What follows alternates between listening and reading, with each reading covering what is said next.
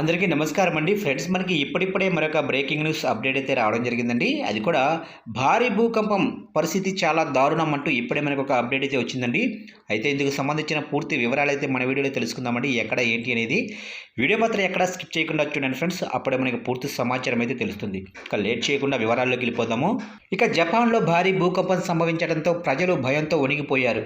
నైరుతి దీవులైన క్యూషో షికాలో శక్తివంతమైన భూకంపం వచ్చింది. ఈ భూకంపం తీవ్రత రెక్టాల్ స్కేల్పై 7.1గా నమోదైంది. ఇక భూకంపం దాటికి భారీ భవనాలు కుప్పకూలిపోయినట్లు వార్తలు వస్తున్నాయి. ఈ ప్రకంపనలకు ప్రజలు భయభ్రాంతులకు గురయ్యి ఇల్లు కార్యాలయాల నుంచి బయటకు పరుగులు తీశారు.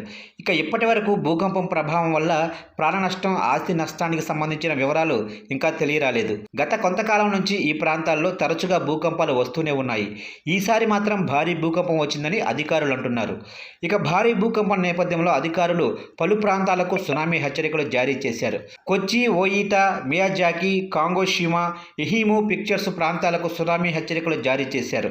ఇక క్యూషులోనే మియాజాకి పిక్చర్స్లో 20 సెంటీమీటర్ల ఎత్తు మేర అలలు ఎగసి పడుతున్నాయని అధికారులు తెలిపారు. ఎవరూ సముద్ర ప్రాంతం వైపు వెళ్లకూడదని హెచ్చరికలు జారీ చేశారు. అంతేకాదు సముద్ర తీరంలో ఉండేవారు, నదులు, సరస్సుల సమీపంలో ఉండేవారు కూడా వెంటనే అక్కడ నుంచి సురక్షిత ప్రాంతాలకు వెళ్లాల్సిందిగా జపాన్ ప్రభుత్వం హెచ్చరించింది. ఇక ప్రస్తుత పరిస్థితిని అధికారులు నిశ్చితంగా పరిశీలిస్తున్నారని స్థానిక మీడియా కథనాలు అయితే వస్తున్నాయి.